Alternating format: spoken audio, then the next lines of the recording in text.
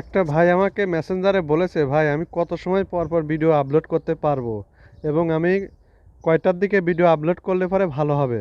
হ্যাঁ, সেই ভাইকে আমি বলতে চাই, আর যারা যারা আমার ভিডিওটা দেখছেন তাদেরকেও বলতে চাই, আপনি যদি দিনে 3টা ভিডিও আপলোড করেন তাহলে আমি মনে করব সকালে আপনি 8টা থেকে 9টার দিকে একটা ভিডিও আপলোড করবেন, আবার বাংলাদেশ টাইম।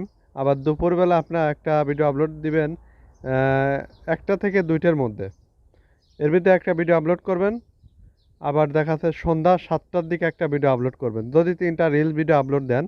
আর এর মাঝে মাঝে আপনারা একটা করে আপনারা ফটো আপলোড করতে পারেন, একটা দুইটা করে যেটাই পারেন, মাঝে মাঝে করে একটা করে ফটো আপলোড করে পারেন, তাহলে ভালো হয়। আর এর ভিতর আমি আরেকটা কথা বলতে চাই, যারা মূলত বেশি ভিডিও আপলোড করতে চান 3টা 4টা, তা আমি মনে করবো আপনারা পোস্ট যে কয়টাই করেন অবশ্যই আপনারা 2 ঘন্টা পর পর আপলোড করবেন, তাহলে আপনার পেজের জন্য ভালো হবে।